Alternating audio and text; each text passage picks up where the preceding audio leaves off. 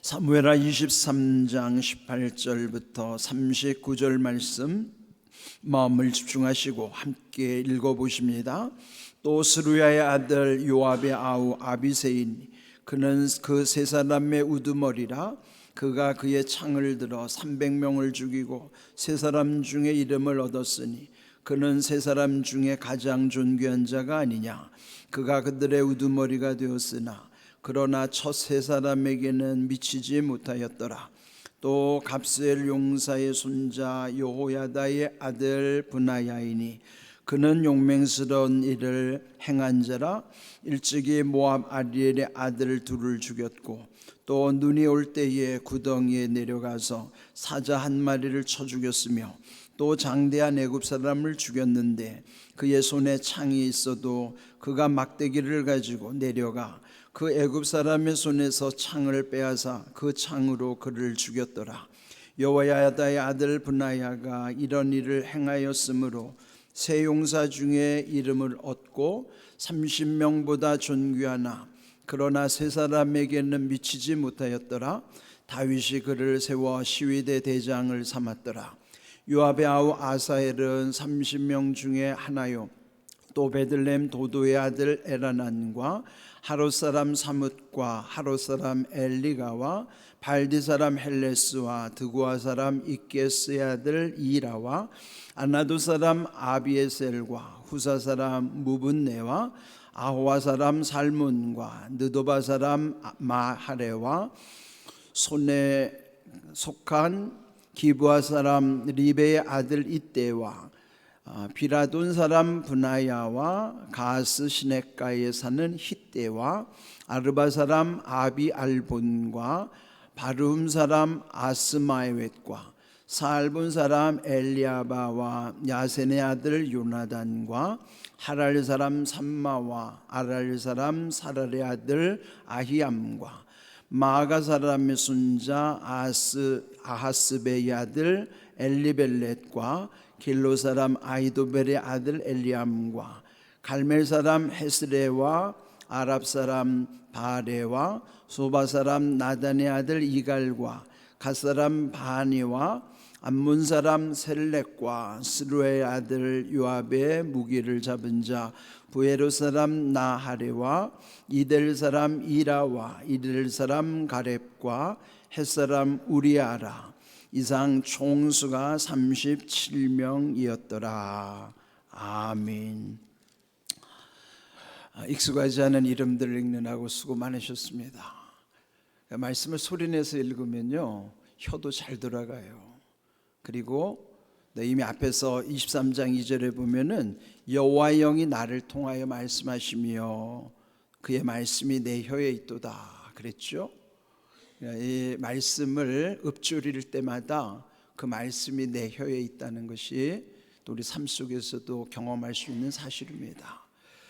자, 오늘 읽은 이 많은 이름들을 마지막에 보면은 이제 그 다윗과 함께했던 사람들 37명의 용사의 이름을 기록하고 있는 내용이에요.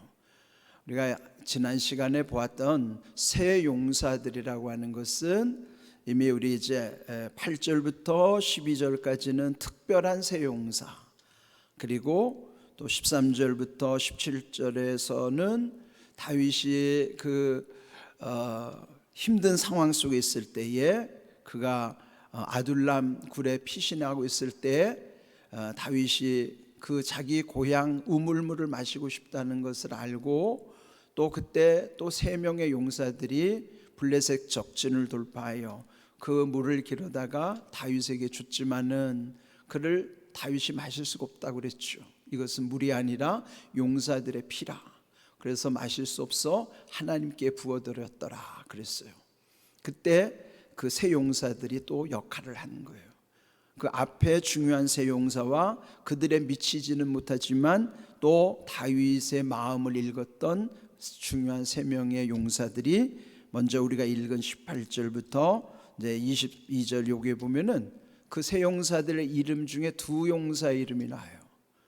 그 이름이 18절에 보면은 요압의 아우 아비새 그랬고 또 20절에는 여호야다의 아들 브나야 이렇게 아비새와 브나야가 그 다윗의 고향으로 가서 우물을 기르다가 주었던 세 용사 중에 두 인물인데 한 명의 이름은 나오지가 않아요.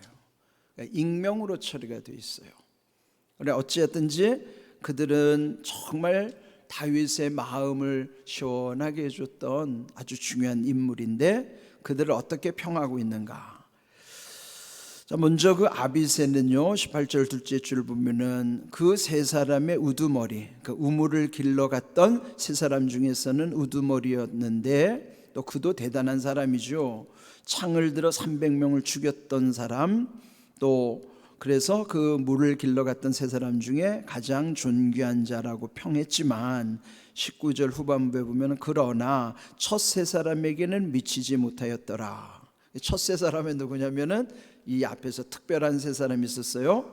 그 이름이 요셉 바세벳 그리고 엘르아살 삼마라고 하는 아주 특별한 용사들 삼총사에는 이르지 못했더라. 그렇더라도 그들 나름대로 아주 중요한 역할을 했던 인물이 여기에 아비새와 브나야라고 하는 사람이에요. 브나야에 대해서도 20절 둘째 줄 보면은 용맹스러운 일을 행한 자, 또 그 밑에 보면은 눈이 올 때 구덩이에 내려가서 사자 한 마리를 쳐 죽였고 장대한 애굽 사람을 죽였는데 막대기를 가지고 또 그 애굽 사람들을 다 그 애굽 사람의 손에서 창을 빼앗아 그를 죽였다 그랬어요. 그런데 이 또한 22절 보면은 세 용사 중에 이름은 있지만 23절 보면은 30명보다는 존귀하지 하지만 세 사람 그 앞에 특별히 이제 3명 있었죠. 그들에게는 미치지 못하였다. 그리고 그는 시위대 대장이었다. 근데 여기 보면은 그 사람들에 대해서 어느 정도 위치에 있고 또 그 앞에서 설명된 이들보다는 미치지 못하더라도 그들 나름대로도 아주 중요한 역할을 했음을 설명하는 내용이에요. 근데 이런 걸 보면은 은연중에 평가가 이루어지는 거예요. 그런데 여기에 이제 두 사람, 특별히 물길러 갔던 세 사람 중에 두 사람 이름을 거명하면서 아비새와 브나야도 훌륭하기는 했어도 이 앞전에 말한 그 요셉 바세벳 또 엘르아살 삼마에는 미치지 못했더라. 여러분 우리에서 보면은 어떤 때는 뭐 각각의 자기 역할에서 아주 최고로 잘하는 사람을 고수라고 그러잖아요. 아, 그 사람은 고수야. 근데 여러분 고수 위에 뭐가 있는 줄 아세요? 그 고수 위에 상수가 있어요. 상수 윗상자를 써서 고수 위에 더 훌륭한 인물이 상수예요. 그럼 여기서 이제 굳이 구분하자면은 앞에 요셉 바세벳 그리고 엘르아살 삼마는 상수에 속하는 인물이고 그 다음에 여기에 물길러 갔던 세 용사는요 고수에 속하는 거예요. 이런 말이 있습니다. 인생도처 유상수. 그러면 살아가다 보면 온갖 주변에는요 나보다 훌륭한 상수들이 있다는 거예요. 그러니까 뭐냐면 고수라고 건방 떨지 말라는 거예요.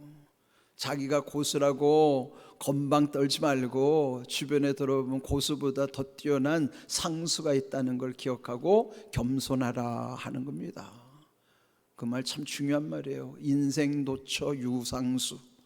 고수라고 자만하지 말고 상수가 있다는 것을 기억하면서 살아라 그런 뜻이죠.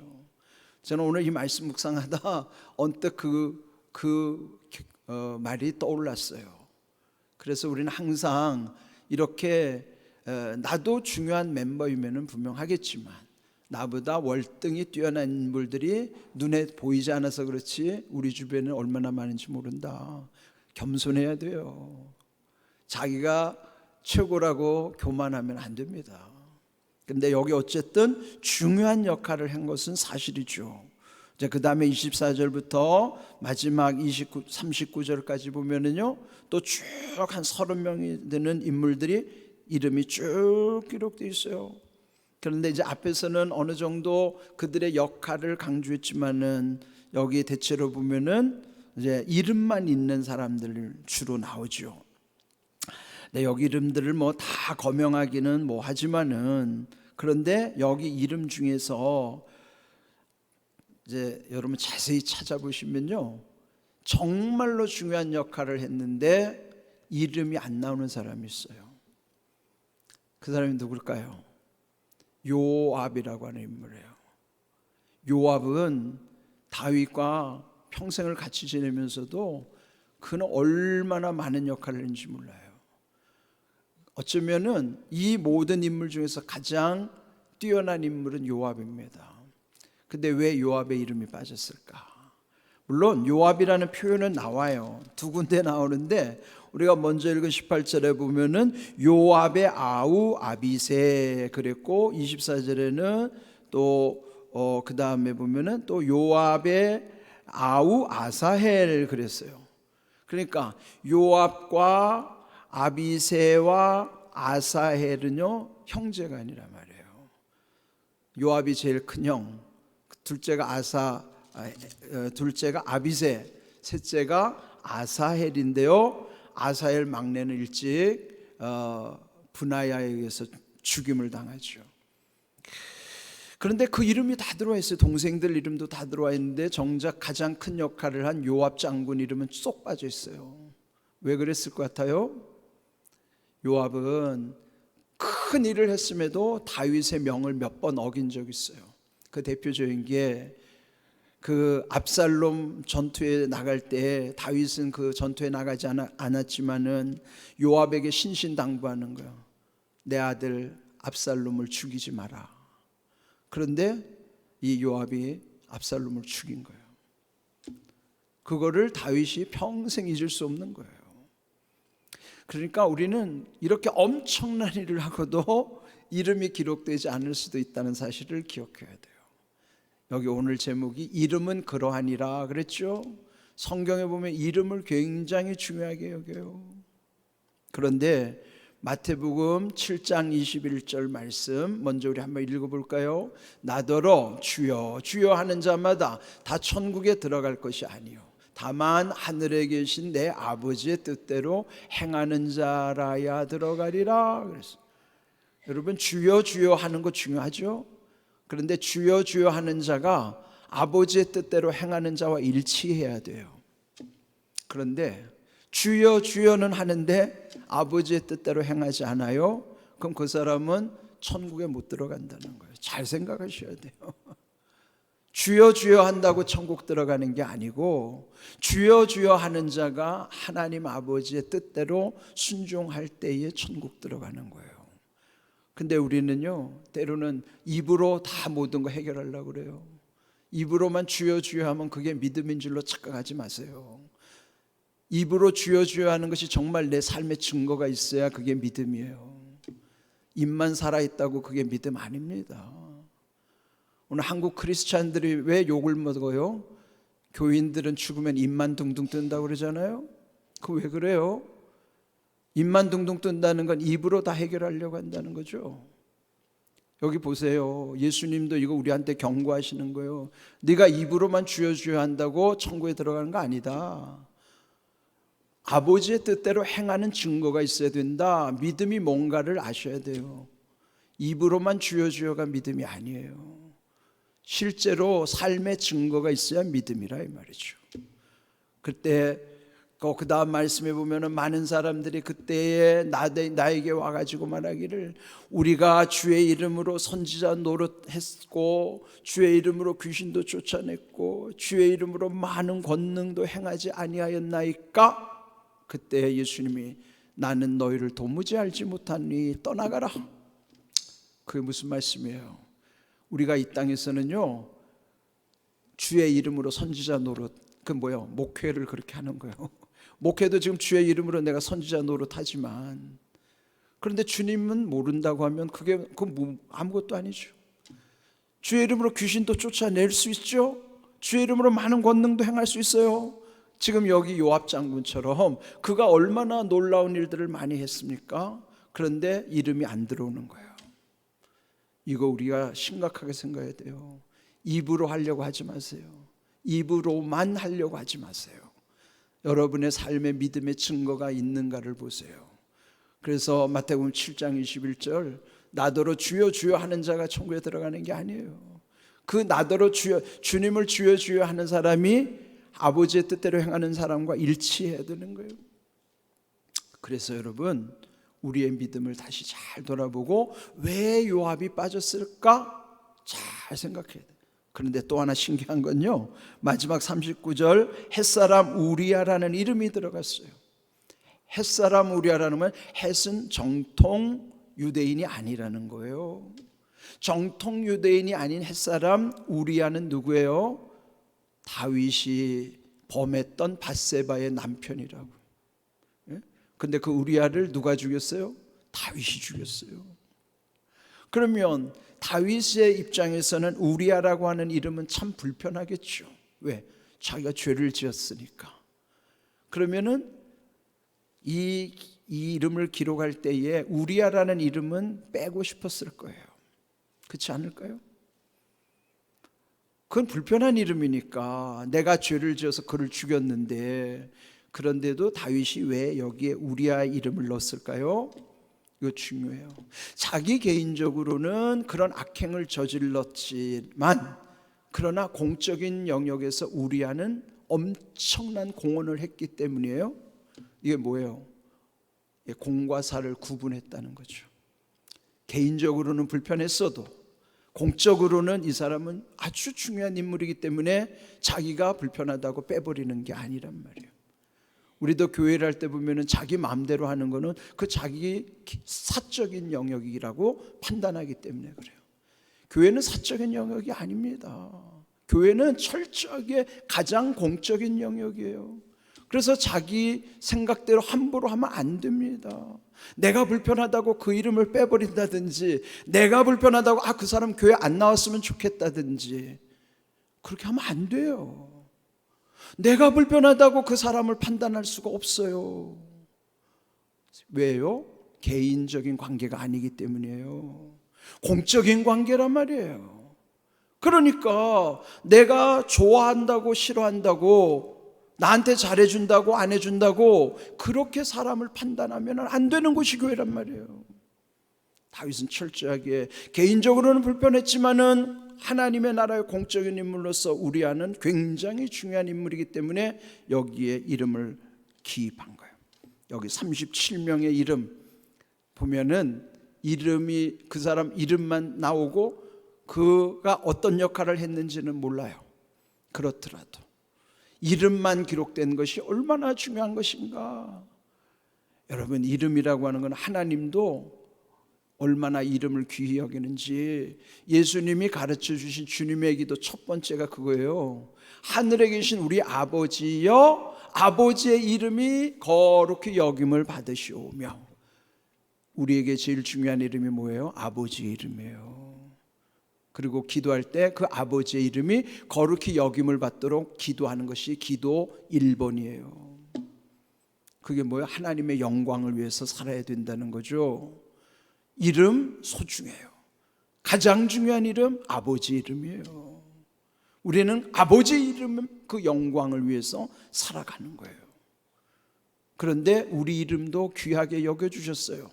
누가복음 10장 20절 함께 읽어봅니다. 그러나 귀신들이 너희에게 항복하는 것으로 기뻐하지 말고 너희 이름이 하늘에 기록되는 것으로 기뻐하라 하시니라. 아멘. 이 말씀이 어디서 나온지 알죠? 70명의 제자들을 둘씩 짝지어서 전도를 내보냈어요. 그리고 그들이 돌아온 다음에 보고하는 거예요. 우리가 주님의 이름을 가서 외쳤더니 귀신들이 항복하더이다. 그때 예수님이 나도 보았느니라. 그러나 귀신들이 너희에게 항복하는 것으로 기뻐하지 말고 너희 이름이 하늘의 생명책에 기록된 것으로 기뻐하라. 그런 말이에요. 우리 생각에는 이 내 눈앞에서 예수 이름을 외칠 때 귀신들이 떠나가고 막 이런 놀라운 능력이 나타날 때 그거 얼마나 기뻐요. 그런데 능력보다 중요한 것은 내 이름이 하늘에 기록된 것, 그거 기쁨을 놓치지 말고 살라는 거예요. 여러분 그 기뻐해 보셨어요? 내 이름이 천국의 생명책에 기록된 것을 정말 기뻐해 보셨나요? 솔직히 손을 가슴에 얹고 생각해봐요. 내 이름이 한 천국의 생명책에 기록된 것으로 내가 기뻐해 봤는가? 그렇지 않으면 그냥 낭만적으로 여러분 뭐 그런가 보다 이런 차원이 아니에요. 제일 큰 기쁨은 내 이름이 하나님 나라 생명책에 기록되어 있다는 것이 가장 큰 기쁨이란 말이에요. 그는 귀신이 쫓겨간 것보다도 능력이 나타난 것보다도 기도가 응답된 것보다도 가장 중요한 거예요. 그 일로 여러분이 매일 기뻐하시나요? 내 이름이 천국에 기록된 걸로 매일 기뻐하십니까? 우리는 그렇게 살아야 돼요. 내 이름이 천국에 기록됐다는 거예요. 이 말씀을 기억하시며 살아야 됩니다. 가장 귀한 이름은 하나님의 이름이고, 그래서 하나님의 이름이 거룩히 여김을 받으시기를 우리는 날마다 기도하는 것이고, 두 번째로는 능력보다도 기도의 응답보다 더 중요한 것은 내 이름이 천국에 기록되어 있다는 것으로 기뻐하라는, 그 기쁨을 잃지 말고 살라는 거예요. 그 기쁨 붙잡고 살라는 거예요. 그 기쁨 빼앗기지 않으면 우리 인생이 얼마나 행복한지 아세요? 고통스러울 때 내 이름이 하늘에서 빛나고 있다는 걸 상상해 보십시오. 믿음을 이론으로 여기지 마시고, 믿음을 그저 오래 교회만 다니면 믿음이 좋아진다고 착각하지도 마시고, 직분이 높아진다고 믿음이 좋아진다고 착각하지도 마세요. 여러분의 믿음은 주여 주여 한다고 생기는 게 아니고 여러분의 입으로 시인하는 것이 여러분의 삶의 증거가 있는가를 살펴야 되는 것이에요. 이런 귀한 믿음의 본질을 붙잡고 살아갈 수 있기를 주님의 이름으로 축복합니다. 아멘.